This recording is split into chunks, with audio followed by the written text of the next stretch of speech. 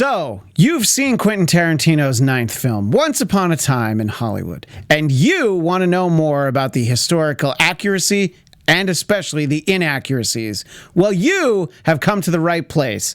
A special historical anatomy of a movie starts now. Welcome to Popcorn Talk, featuring movie discussion, news, and interviews. Popcorn Talk. We talk movies. And talking movies right now are myself, I'm Christian Bladt, joined by the lovely Alexa Cappiello. Cappiello. That's right. And obviously, if you're at home and you have an Alexa device, you might want to put her on mute, because when I say her name, she'll probably try, this Alexa won't answer, but your home Alexa might answer questions about the Sharon Tate murders. You want to know how many times I get asked every day what the weather's like? Christian, you were supposed to be above this. Alexa, what time is it? Oh my goodness. In any case, there's so much to talk about, and we thought that it would be fun to have this conversation about Once Upon a Time in Hollywood. As I mentioned in the intro, the ninth film from Quentin Tarantino.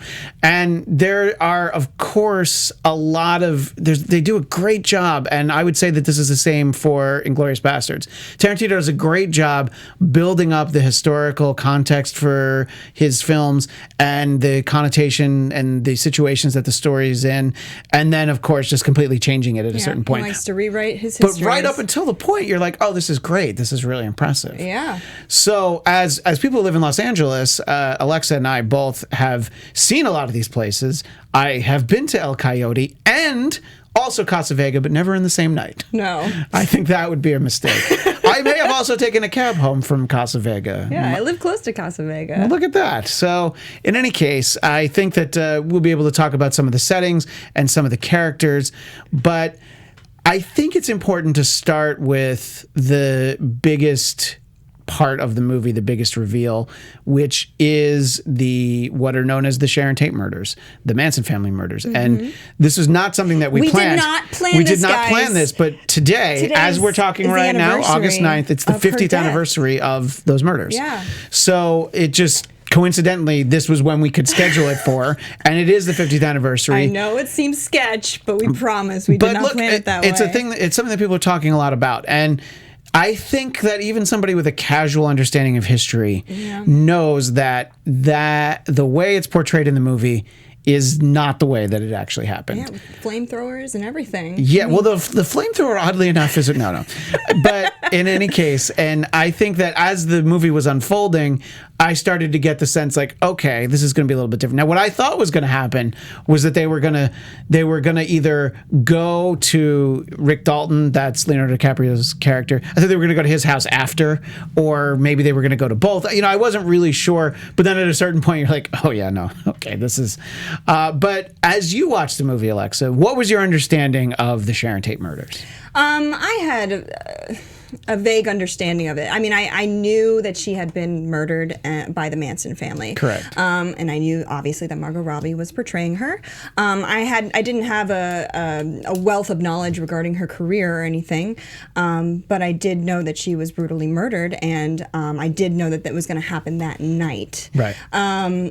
However, I did not know that they were going to instead be visiting Rick Dalton's house instead and come to their own grisly end. And I thought that Quentin Tarantino just did such a great job with that.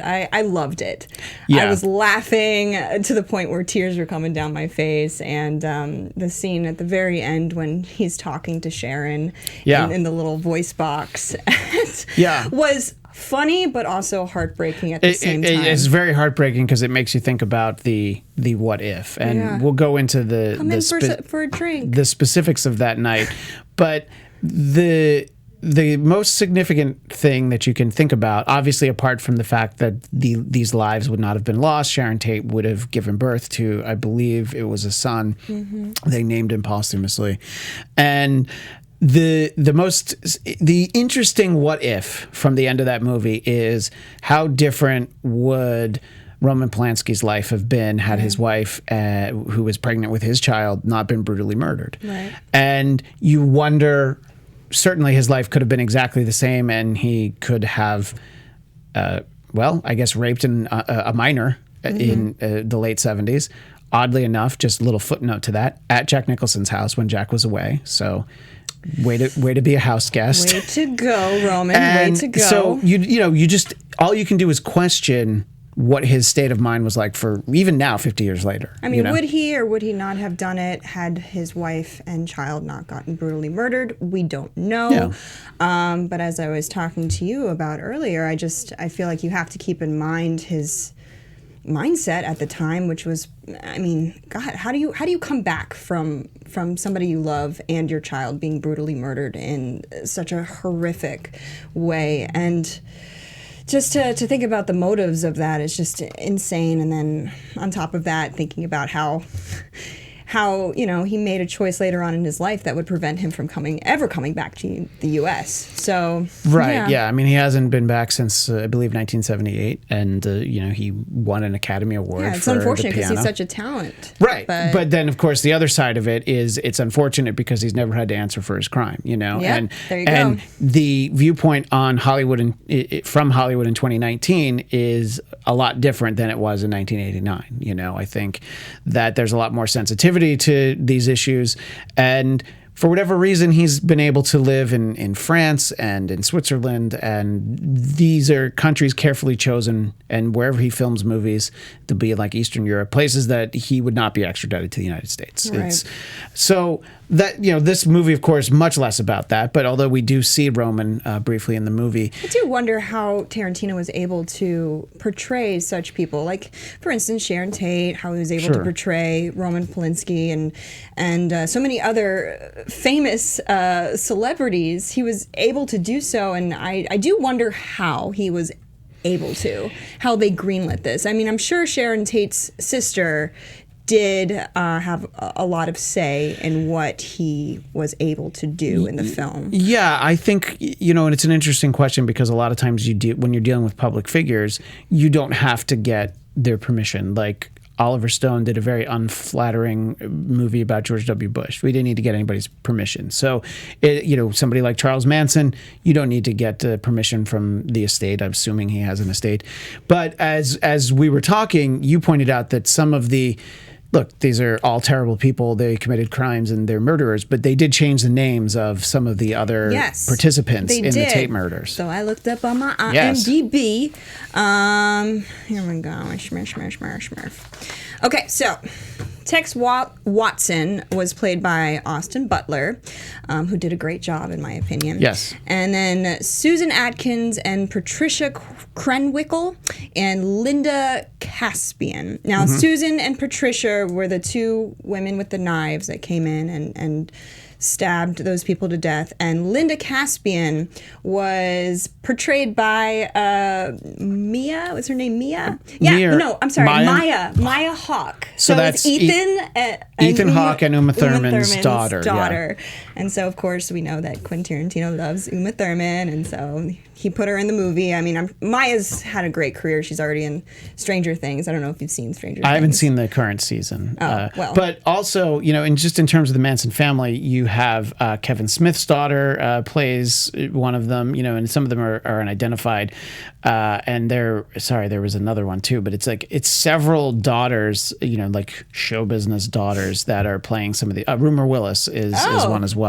So you get a few of those sort of characters in there. Rumor Willis was one of who? She was one of the Flower Children? I believe so. I know she's in follower? it. Yeah. So you have... I know Lena... and Lena Dunham was Gypsy, who is sort of like...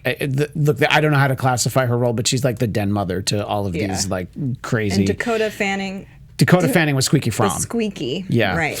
Which, by the way, when I was watching the movie, I did not recognize Dakota Fanning. That was later where I'm like, oh, that's who that was? Yeah, but I just hadn't seen her in a while. I've seen Elle Fanning in a lot more than I have. So look, Tarantino movie, it's always just full of interesting casting, and and in this movie you had sort of the interesting thing where you have people playing real life characters. But let's get back to the actual So it's portrayed that it said that she portrayed. So Tex Watson, Susan Atkins, and Patricia Krenwickel were the three that carried out the actual murders, and Katie. So I think Katie is supposed to be Susan or Patricia, one of them, Right. and she's portrayed by Madison Beatty. And Sadie is what she's credited for, and on IMDb is Mikey Madison. And for whatever reason, they kept Tex's name in I think there. he's a very well-known figure. I think for a lot of people, when they see the character of Tex, they ride off after to go get Tex. People know who Tex is because he was Right. involved. But And the two women, right. I mean, these they women carried out the murders. Right, but you have women like Leslie Van Houten who are from the LaBianca murders, which were the next night. So these are people. Squeaky Fromm is probably the best known. These women, of course, have a terrible role in history. I guess that the thinking was that you could, for whatever reason, and maybe they just called them these, like these were their hippie names. Yeah. Maybe. I mean, maybe that's the thinking on Tarantino's part. It was just interesting. It's very interesting. And but then, the one question that I wondered was, in the movie, we see someone drive away Right. who doesn't participate. And that's, I had never heard that about the murder, so I looked.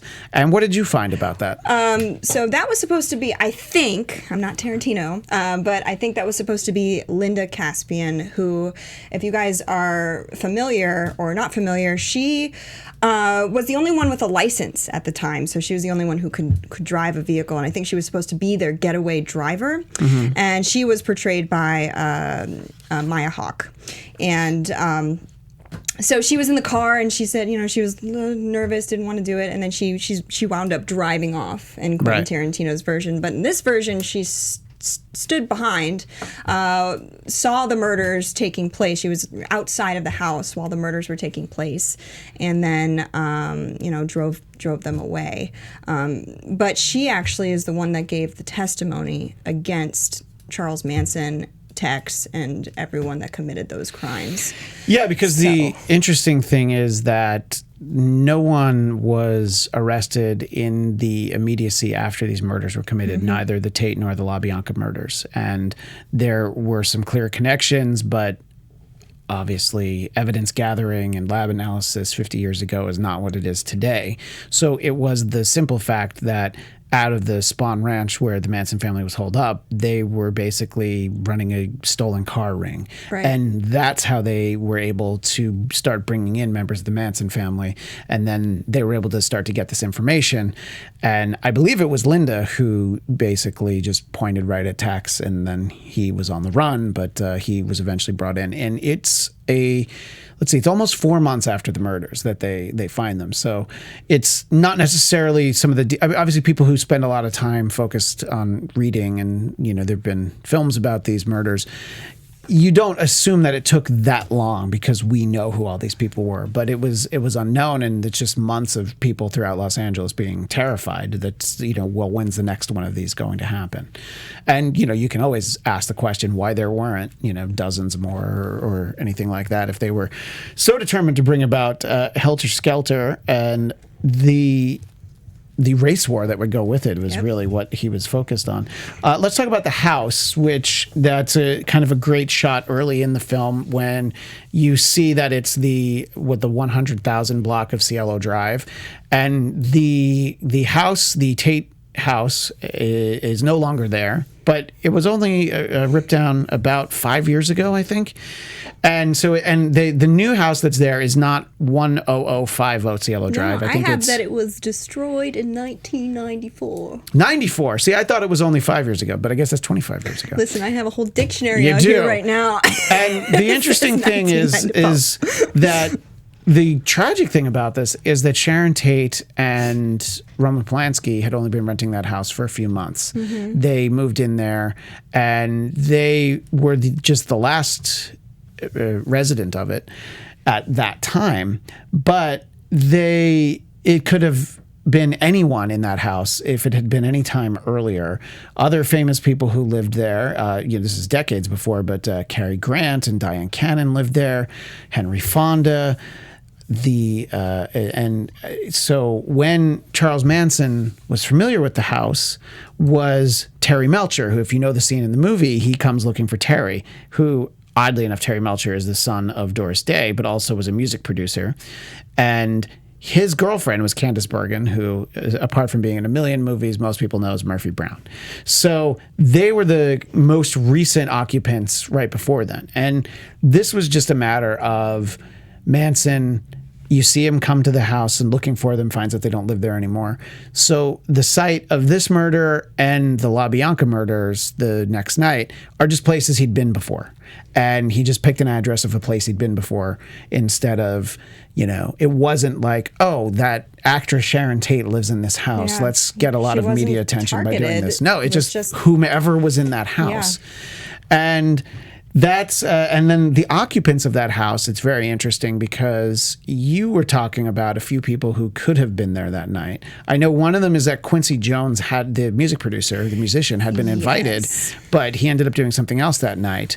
But there was also someone else who I remember you said. Steve McQueen, who factors into this movie. He was even in the movie. Played by Damian Lewis in this film, yeah. He was invited over that night by Sharon Tate. Said, hey, come on over. I'm having a couple friends over. And he had caught the eye of some woman at a party or bar prior to that. As Steve McQueen would, by the way. As he would do. As he is Hollywood's cool guy, or was back then. And he decided not to go and narrowly escaped a gruesome death. Yeah, so it's, Wasn't he the one who mentioned how beautiful Sharon Tate was and how he was like no? There's someone who talks about, you mean in the film, someone in the Playboy Mansion. Yeah, well, he's having a conversation with a woman, and I forget I don't know who that's supposed to be that he's talking to, but yes, I think he does say that, yeah.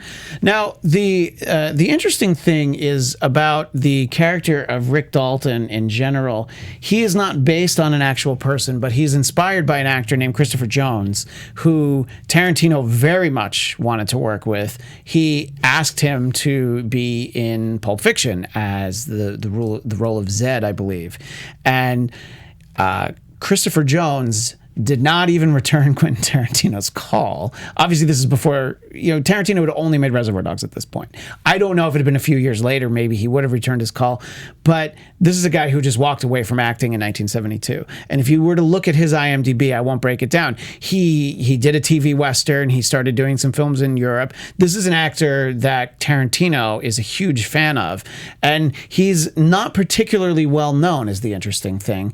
But when you start reading about it, you're like, oh, okay, I kind of get this. I can kind of see that this is something that he was at least inspired by. But he has since passed on. That was definitely in 2014. But just in reading about this, I thought it was kind of interesting, and that's not something that I'm hearing a lot of coverage about. I don't know if that's anything that you came across or if I actually found some articles saying that he based Rick off of Clint Eastwood's career. Yeah, I think that's the big name is Clint Eastwood. Yes. But I would say that some of the specifics, because Clint Eastwood didn't really hit the lull that Rick Dalton hits. Yes, correct. However, and Christopher Jones sort of did, yeah. He did have some renewed success. Of course, Westerns were going a little downhill at the time. Sure. So he did have that kind of renewed success in Italy, doing Westerns out there. So I think that's the element parallel for sure. there between him and Rick. Before we move on from the Tate murders in general, you were telling me something I'd never heard before. So they were actually, Roman and Sharon were associated with Bruce Lee. Oh, yes. And the crazy theory, and look, Roman Polanski, had to go through something horrific. We're just talking about at this point in his life. And for him not thinking rationally, I think it's a little bit excusable, but I thought that this was fascinating. So tell me what he thinks might have or at this point he thought might have happened. So apparently Bruce Lee lost a pair of glasses over at their house, Sharon Tate's and Roman Polanski's house. And because of these lost pair of glasses, Roman Polanski thought that Bruce Lee may have carried out the murders because he's a martial arts genius, and he could have easily killed these people if he wanted to. Although I don't think he would have used knives. No, and I think that there's very little to actually point to that, and just the fact that there's glasses there is such an odd thing to think. They did find a pair of glasses at the scene of the crime, and Polanski went so far as to make certain that they were not Bruce Lee's glasses by going to an optometrist and making sure that Bruce Lee's prescription was not the same as the glasses found at the scene of the crime. That's insane. Yes. No, I know. It absolutely is. And, there's an actual, this is a great transition away from the grisly murder portion of the film. And although, honestly, the graphic nature of the murders of these members of the Manson family is not, it's just like watching Hitler get murdered in Inglourious Basterds. You don't feel bad. You don't feel bad for them at all. I what a creative use of a can of dog food, and just a little for the dog, just all of that stuff was so well done. And of course, the flamethrower. I know.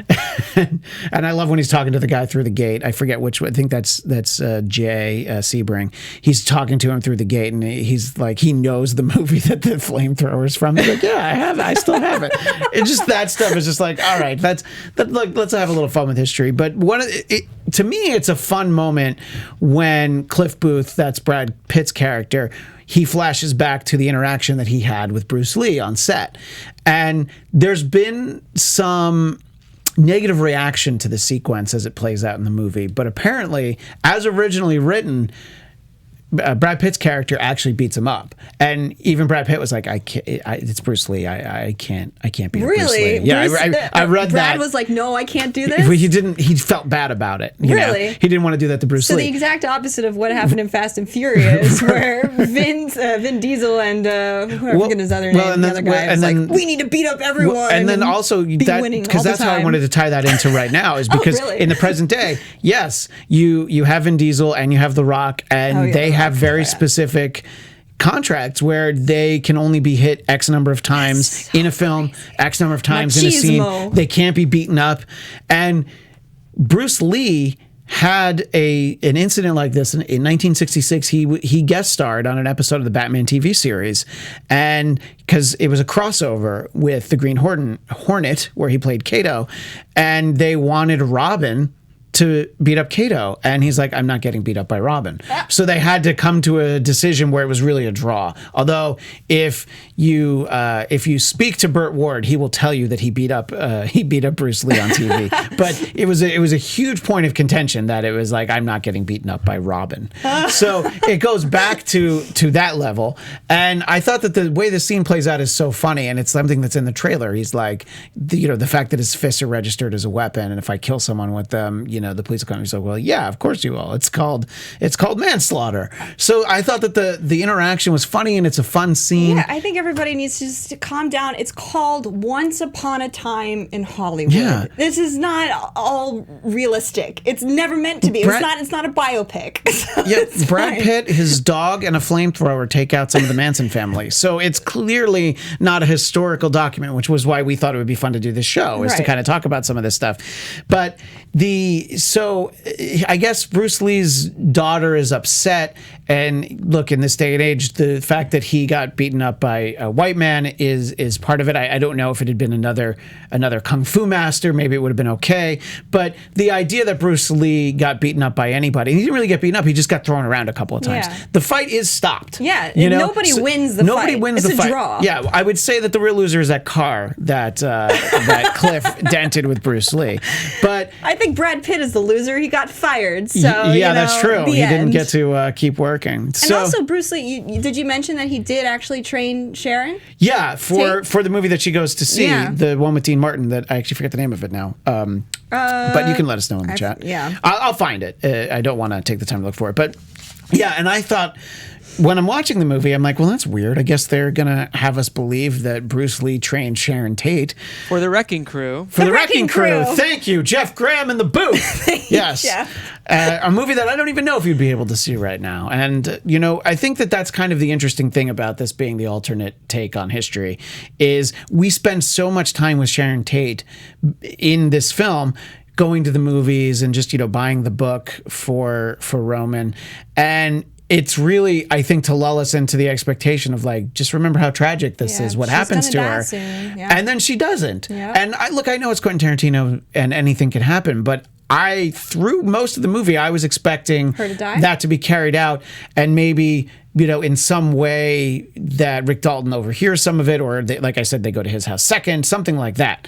I did not think that was what was going to happen. So I think it's well done. And let's talk about that's the other controversy about surrounding the movie. Something that Quentin Tarantino, if you want to Google something fun, go on YouTube and look for Quentin Tarantino gets mad at reporters, interviewers, and ask him, like, don't you think Sharon Tate could have had more lines? And I would say, Margot Robbie playing Sharon Tate, obviously. I would say that the way she's used in the movie, she could not really have had too much more dialogue. However, she's a plot device in the film. But that's it. Yeah, but you feel that question could be asked a different way. No, right? I do. I don't personally believe that Sharon Tate needed more lines in this movie. I think that her being in the film, as much as she was, served its point, which was, she was there to show Hollywood at a certain time, and she was there to show the tragedy of what happened, and she was also there to divert from, divert to what Tarantino's real history or his own history was going to be at the end. She was great. Margot Robbie did a wonderful job with her, but I thought that he could have taken away from the amount of time that he spent with Rick and Cliff, developing their characters. Gosh, there were so many scenes where I just thought dragged so long, and I thought basically that he could have taken away from developing those characters to the extent that he chose to develop them, right, and putting some time into another made-up female character at the time that could have contributed to the story somehow in some way. Make a strong female character in Hollywood. Right, and we were talking before we started here, and to me, the strongest female character in the movie is the little girl that he meets on set. She has some of the best work to do on screen. She has a very distinct impact on Rick Dalton's life. And I mean, also, I thought she was great, that little girl. I thought that she did a great job. But other than seeing Kurt Russell's wife, that character, I believe her name was Janet, she breaks up the fight with Bruce Lee, and we see her one other time. There are not a lot of female characters in the movie. Obviously, you have the host of Manson's Girls. Right. But for the most part, I would say that Lena Dunham has some good lines as Gypsy. You get some good stuff from Squeaky Fromm, as played by Dakota Fanning, but you don't get a lot, I would say, and I think that that's a criticism you'll hear about, a lot of movies, but something that you've heard before about Tarantino, to the extent that he's livid when you ask him about it. Right. So I mean, clearly it's something he's heard before. Yeah, and it's true. He doesn't really have a lot of strong female characters in his movies. I would say that I think Kill Bill's the exception because Uma Thurman's character is one of his strongest characters overall. But, right, but I want to say in terms of development, in terms of giving them full arcs, probably just Uma Thurman's character. I mean, Inglourious Bastards, the female in that too. Sure. I forgot her name, but she was. It's always around revenge, though. It's always regarding a revenge plot with females. I don't understand why. Well, I think that he's a fan of a very specific time in Hollywood. I mean, if you think about he worked in a video store in the '80s, so a lot of what he's seen is those were the best female characters. He's a tremendous fan of the Grindhouse era, as evidenced by that project, but also blaxploitation and just. Look, he sat in a video store all day. So it was whatever was there is what he watched. So that's why he has this affinity for it. But that doesn't make the criticism any less real. Right. That there aren't particularly strong female characters, and the ones who are the best you don't see that much. Like, really, you have one really good scene with Squeaky Fromm. Squeaky Fromm. You try saying that at home. Scene with Squeaky. Squeen with Squeaky. I'm going to go out on a limb here and say that he could have developed Linda Caspian a little bit more. Maya Hawke's character. I mean, sure. She just ran off, obviously. Yeah, she did just run off, but it's almost like, why did she run off? And they could have given a little bit more to the Manson girls there. And also, here's the thing, that we know that there's a 4-hour cut of this movie. The running time for those of us who saw it in the theater, I believe it's 2:40, maybe 2:45 with credits. He has a 4-hour cut he's thought about bringing over to Netflix after the theatrical release. So who knows what's in there? You know, maybe there's going to be, you know, maybe there's more work for some of the female characters. There's also what I thought was very funny in the credits was Tim Roth was credited, but then in parentheses it mentioned that he was cut from the film. So whatever it was that he did, we could see at some other point. I thought that was a nice touch. Obviously, we get some of the gang, the usual character actors that we see, some of his friends. We see Michael Madsen in this movie. I liked seeing Kurt Russell, and my friend that I saw it with asked me a great question that I hadn't considered, and I'll see what Alexa thinks. And for those of you watching live on the chat, we'll check out what you have to say. That Kurt Russell is also the narrator. Now, do you think that Kurt Russell as a narrator is just some omniscient narrator voiced by Kurt Russell? Or is it his character from the movie narrating it? I don't have a good answer. I was just wondering what you think. You know, I didn't really think about it at the time. Yeah. But I think the more interesting choice is that he's his character, not Kurt Russell. Yeah, that he's just like, of course, like his character, Randy the stuntman, is gonna know all this stuff happened. He's gonna know these guys really well. And I think that's what Tarantino was after. Of course, he refers to in his conversation with Rick, one of my favorite flashbacks in the movie, which is when Cliff is on the boat with his wife and he's holding a gun and she is nagging him and berating him, and we don't see that he shoots her. I think whether or not, I'm going to assume he shot her, but we don't actually see it. And I think like not even hearing the sound, you know, just the, yeah, you can figure out what happened next. I thought was a nice way to tell that story. So there's obviously a lot of little touches for a bygone era of Hollywood. It is over the credits, but one of the things that we see is Rick doing a first-person commercial for cigarettes, which you used to see a lot more on television, obviously. I mean, and this was for his television show. So you would see that, like, there's actual, like, Lucy and Ricky in character talking about their favorite cigarettes. There, if you Google these on YouTube, you can see shorts. They're black and white of the Flintstones talking about their favorite cigarettes. Not Pebbles and Bam Bam, fortunately.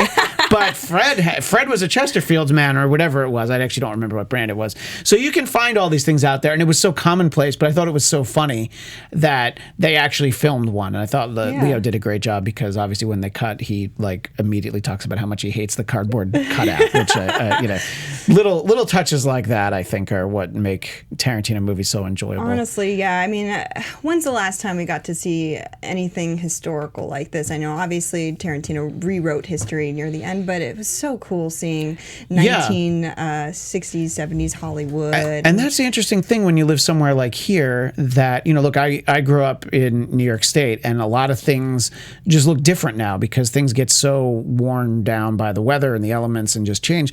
But when you go around Los Angeles, a lot of things do still look the same as they did back then. Obviously, the Tate house isn't there anymore, but you have the Spawn Movie Ranch is still there, and they even modeled the truck over there. I think they had it in the actual movie itself. So and that was a good job. That was a great little scene by Bruce Dern there as Mr. Spawn. I thought that was great, and you know, as I've said, I've been to both Casa Vega and El Coyote, which are both still open and both still serving very strong margaritas. And actually, you can go back to that one, Jeff. We saw that they had Cliff living behind the Van Nuys Drive-In, which this photo, for those watching on YouTube, you'll see that this is, of course, not from 1969 because it has Die Hard with a Vengeance and True Lies on there. But this is from right before it closed in the late 90s. It turned into a school now. Because it's not there anymore, they actually filmed it in Paramount, California, which is no relation to this studio. That's just the name of the town. Interesting. So, because there are still a few drive-ins scattered throughout Southern California. That was one of my favorite shots in the film when they went over the drive-in sign and then went back down and we saw where Cliff Booth lived right behind it. And, you know, it's arguable as to whether or not anybody could live right behind a drive-in, but it still looked so cool. So cool. And it's just a tribute to to Tarantino tributing, all of film. Like, he just loves movies. Yeah. You can tell. Every time you watch a film of his, you can tell just how much he loves movies. And most of his films are just that. They are just tributes to all the films that he's loved over And he the loves years. movie stars. And as Yep. we mentioned, a movie star in the film is Steve McQueen. Mm-hmm. But there's also a compelling sequence that I looked around on the internet. I couldn't find a still of the way it's used in Once Upon a Time in Hollywood. But there is a still that we do have for those watching on YouTube that you can see, which is the scene from The Great Escape. And I thought that the way that they replaced Steve McQueen with Leonardo DiCaprio looked so great. In this day and age, we've seen a lot of that now, but it still looked so cool to have him kind of interacting in the scene the way it was. But I thought it looked really cool, and it was such a fun little bit of backstory. Just the way that he's like, no, I never came close to being in The Great Escape, and then he remembers. And if you look, Alexa can see it now, and everybody watching at home, it's just like, oh yeah, they just put him in that jacket, They did. and they just green screened it out. And the interesting thing that I read two interesting things about this. One, it was not that expensive to license the scene from the movie, which I thought, a movie like The Great Escape, would have been tremendously expensive. And in trying to look for the image of Leonardo DiCaprio inserted into the film, Tarantino was saying as recently as May that he'd actually taken this scene out. He liked it a lot, but he felt like it didn't work. Clearly, by the time it came out, he's like, who cares? 2 hours, 40 minutes. Let's put everything in that I like, which I thought it was fun. And I loved the scene that's from the TJ Lancer pilot. It's so long. Yeah. It does not need to be that long, but I enjoyed it. I thought you got to see Rick Dalton as an actor, and that was Yeah. the great moment for the That was little cool. girl to just be like, that's the best acting I've ever seen. Yeah, and I mean, it was all about him coming back from feeling like he's been in an actor's slump for a very long time, and that was a cool moment to cheer for Leo's character at that point. I do want to mention though. Yes, please. So there's a director in the movie. I think it is for Lancer. For Lancer, yeah. Is Sam Wanamaker. Right. Wanamaker? I hope I'm saying it right. I think you but if did I'm say not, it right, yes. He's a real actor turned director. In the film, he's played by Nicholas Hammond, who is TV's Spider-Man in the 1970s. The 1978 Spider-Man, yes, which is You know this. If 'cause he's a anybody who's a fan of Spider-Man knows how terrible that show is. It is one of the worst. But you know what I'm going to bet? There was a VHS compilation of quote unquote the best of the live action Spider-Man. I guarantee that Tarantino saw that dozens of times when he worked in that video He's store. like, I need Sam Wanamaker to play this part just because I like him so He's much. like, I need that Spider-Man, exactly. So, yeah, and so what are some of the other interesting things in there? You have a lot of character notes. Yeah, so Cliff. Yeah. By the way, I don't know about you, but Brad Pitt in this movie, not only was he a hunk, but Well, thank you for saying what I've been waiting to say the whole movie, the whole show. He was just he did such a wonderful job with this character, and it was so likable. And apparently his character, Cliff Booth, the main source of his character was Hal Needham. Needham. Needham. Needham. There we go. But Who it's was- spelled Needham, so yeah, but it's Needham. Hal I do Needham. need Yeah. some ham too. Who was Burt Reynolds' stuntman? Right. And I love Burt. Actually trained with him for a little bit. He's great. He was a great guy. He really was. I didn't know that about you. That's fantastic. Yeah. So he was a Burt's stuntman, and he became a successful film director. Yeah. Including directing Burt in the film Hooper. Where Burt played an aging stuntman whose unflappable attitude Yes. in the face of danger bears more than a little resemblance to Cliff Booth. Yeah, there's not, there are a handful of stuntmen, stunt people turned actors and directors and things, but there's not a lot. But Hal Needham's one of the ones that people know, and we've referenced a lot of the locations in and around Hollywood that they used. Musso and Frank's is one of them, and I think that they did a great job. But like I said, I remember when they were filming this movie that there were a lot of closures on Sunset Boulevard because all they really needed to do, Sunset or Hollywood, you just need to drive down, and a lot of the marquees look the same. Some of them you just have to change the lettering. Some of them are closed, but that was legit. One of my favorite parts of just the film watching was them drive watching them drive around, Hollywood back then. Yeah, there's a point the set decoration when Cliff picks up, who we later find out is named Pussycat, as a hitchhiker. The on-ramp they get on is actually right near my house in Burbank, and I was like, wow, they really did a great job in dressing it to not look at all like it does now. And then this is a perfect time to put up the night for day shot. Yes, I wanted to get to that. So perfect. Sorry. No, I'm glad you brought it up. The highway shot. So they closed down a highway at night. This was a common practice back in the day. They would shoot a lot of day scenes at night. In movies like Home Alone 2. Basically, that was because of child labor laws, but, Macaulay Culkin could not be. Right, and we don't actually have an image for the highway scene, No, right? we do. I actually sent one. Did you? Because I don't see it. That's the problem. Do you see it here? Because I don't. In any case. Either way, they shut down a whole highway at night, and they put up, some black screens as well. And I mean, that just the fact that they could shut down a whole highway to shoot a film in LA.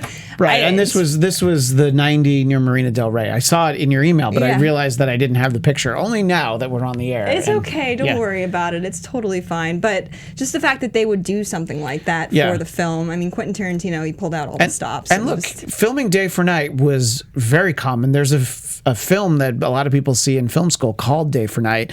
And you would think that you could just film day for night so easily. Why wouldn't you do that, creators of Game of Thrones? I don't know. I know. Wouldn't it just be so much easier to film in the daytime instead of filming at night and being like, let's light this scene with candles? In any case. Frustrating, that scene. Shots fired. Exactly.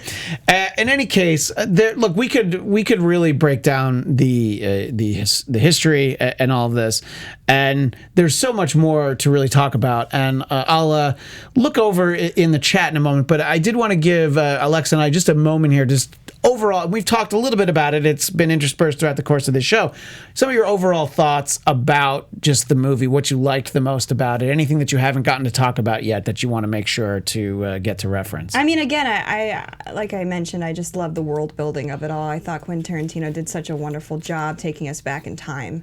And I love movies like that. I love movies that spend time talking about what could have happened, and then also when they say based on a real story. Most of the time, I love movies about that because I like real events. And I also love when they use, like in Fargo, based on a true story, and it's like, oh no, it's actually not based on a true story. But when you're told there that, are liberties they take. But when you're told that, you're like, oh yeah, this is great. This could have happened. This could have been a real thing. And so obviously the historical aspect of it all, Hollywood back then. I loved seeing Margot Robbie as Sharon Tate. She was such a perfect fit for that role. And then also, I mean, in terms of character development, the buddy story between Brad Pitt's character and Leonardo DiCaprio's character. I mean, I know, I've been fortunate enough to know a lot of actors out here. Some of them are further on in their careers and have good relationships with their stunt people or people that help them along in their career. And that relationship that they had, the two Brad Pitt and Leo, it was a very real relationship and something that I've seen here in Hollywood, and I thought that he did such a wonderful job writing those two characters. You can just see how that would happen, legitimately, because your stuntman's going to be around with you a lot. Yeah, and Brad Pitt building him up. It's okay, dude. I'm here with you. I'm here with you till And it's such a hard job to be an actor. Right. And Leo's just going through it right now. He doesn't know where his career is going to go. Right. And it's just a very real thing for a lot of actors, and he did such a wonderful job writing those characters. And last shout out, I loved the Italian wife that he chose. She was great. She was wonderful. And I was saying this to Alexa before we started, that I love that she got in a shot at one of the Manson girls, because she could have just screamed the whole time, stayed in the back room, or, I wasn't sure what was going to happen to any of the people in the house. I like the fact that they had Cliff, on having smoked the acid cigarette, because clearly he's not going to be 100% himself. He had to. Because if he was, I don't think think the would've- scene would have lasted that long. Exactly. And I love the way he's recounting it later. He's like, "Yeah, I'm the devil, and I'm gonna do some devil shit." But what Tex says in the movie is actually, what he actually said. happened, yeah. So I thought it was interesting that a phrase that's lived on in infamy like that, the way in this reality, it's just like, yeah, I don't know, I'm gonna do some devil shit. I don't know what he said. I just the matter of fact way that he played that. One thing that I think people are talking about how he's in the movie, but I have to give some credit to Al Pacino as Marvin Schwartz, yes. who, look, there are so many people. Look, there's a lot of different ways to do a Hollywood agent, especially from that era. But he's looking how to cash in for himself, but he knows how to help this guy's career. And he's obviously, he knows that he's got Rick Dalton over here. He's got his Italian friends over there. He wants to bring them together because, yes, he's going to make some money, but he's like, it's a great fit.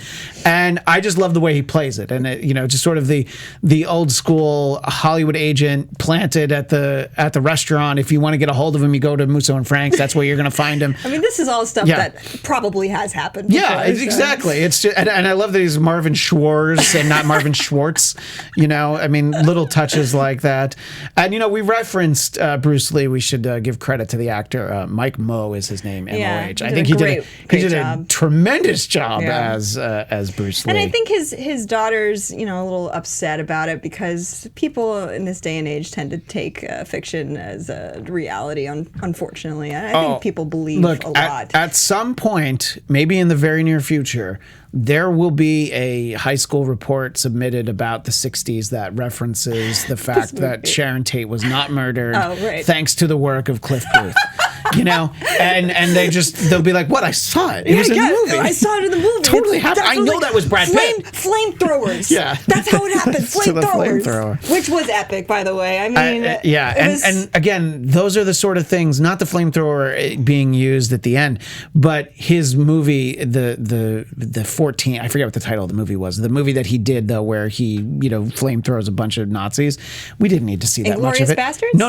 Oh. In this movie. Of course, Inglourious Bastards. Okay. But Rick Dalton's Nazi movie, whatever it was called, that we didn't need that much footage from it. And we didn't need that much footage from Lancer. But I'm sitting there with my friend. I'm like, I'm just enjoying this. This is great. Like, they want to give me another hour and 20 minutes? Please, yes, I will watch it. We will always forever enjoy watching Nazis. But then that's the beauty, though.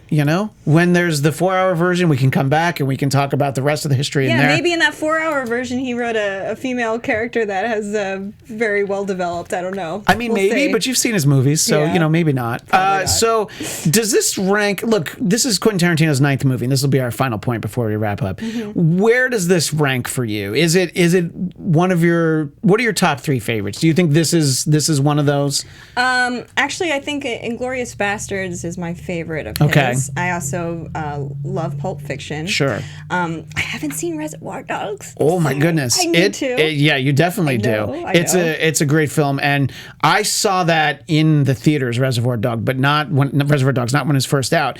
It was like right before Pulp Fiction came out. There was all this buzz about it, so they put Reservoir Dogs back in like select cities with like an extended trailer, and I saw it, and I was like, oh my god, how did I know? And that's the way that people tend to define Reservoir Dogs, mostly on home video or later release. Just like, how did I not know about this movie? And it's great. And I think because it's his first, it still edges out Pulp Fiction a little bit. Pulp Fiction, look, it might be better. I couldn't believe that movie the first time I saw it, though. So great. And, for me, I would actually put Hateful Eight as number 3. I loved the extended 70 millimeter cut of that movie. Wow. And and that's I forgot about that movie. I was like, well, you forgot about how great it was, too. So that's probably my 3rd favorite. But I love this movie. Django. I actually really enjoyed Django. Django's great, too. I know a lot of people didn't like. I liked it. No, I thought Django was great. I think some of it can be a little bit uncomfortable, but I think that's the point of the story. Right. So I think it's all right. And you can credit Jamie Foxx, you can credit Leo, but for me, Sam Jackson stole that movie just as that terrible character. He was so good. It was great. Anyway, let us know what you think about this show that we did. Do you want to see more historical anatomy of a movie? That's the beauty of so many movies are set in other time periods that we could probably do this somewhat regularly, and maybe you'll see Alexa and I. Maybe you'll see other people. Maybe not. We don't know. Let us know what you thought of this show, and if there's any other history that we didn't get a chance to talk about, please leave that in the comments on YouTube, or if you're watching or if you're listening on iTunes, you can put some comments in there. And if you're commenting on iTunes, please give us that all-important 5-star rating. That is all the time we have for today, but we really appreciate everybody who joined us. Alexa, where can people find you? You can find me on Instagram at Alexa Cappy, Cappy. And you can find me on Instagram and Twitter at ChristianDMZ. And if you're watching this and it's somewhere around August 9th and before Monday, August 12th, you can see Alexa and I over on AfterBuzz TV for the series finale of Legion. That'll be Monday at 9 p.m. Pacific over on AfterBuzz TV. Please check that out. Anyway, thanks so much to everyone, and we hope to see you soon at the movies, as they say. See you at the movies. From producers Maria Menounos, Kevin Undergaro, and the entire Popcorn Talk Network, we would like to thank you for tuning in. For questions or comments, be sure to visit popcorntalk.com.